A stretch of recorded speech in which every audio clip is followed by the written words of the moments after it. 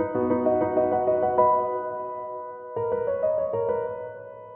want to talk to you guys about a really interesting documentary today called Oasis, Supersonic. So this documentary basically covers the band Oasis, which is one of my favorite bands of all time. Unfortunately, kind of a short-lived band. It would have been amazing to hear what they could have done with a few more albums in them, but what an amazing band here. What's the Story, Morning Glory is one of my favorite albums of all time. I think it'll always go down as one of those great, amazing albums.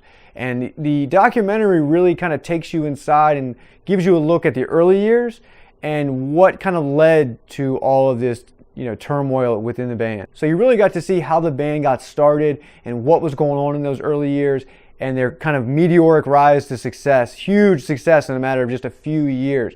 The film does not focus a lot on the actual turmoil and the situations and kind of what led to the band's demise. I would have really liked some more insight into that, but you definitely get enough to where you do kind of understand overall what some of the larger problems were. It's a really well put together documentary.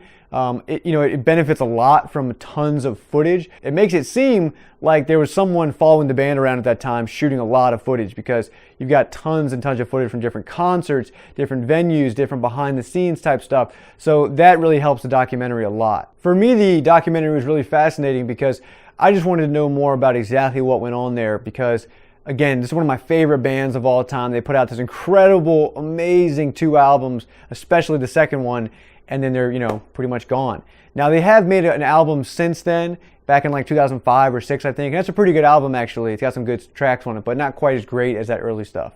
By the end of the documentary, of course, you're just kind of feeling sad. Not only sad that they couldn't make it work for themselves and couldn't keep this going, but really sad as a music fan, because I just would have loved to have seen what a few more albums would have been like from Oasis. I'm sure I'd have an extra 20 songs in my playlist that I could keep around forever. So if you're a fan of Oasis, you absolutely should not miss this documentary. It's a really interesting look at these guys. Now, if you don't currently listen to Oasis or you don't know who they are, you gotta go check them out immediately. Don't watch the documentary first. Go download the music. You're going to get some incredible tracks out of that stuff. It's truly a unique listening experience listening to Oasis. There's really no one else that sounds like them. To me, they are like a modern day Kinks.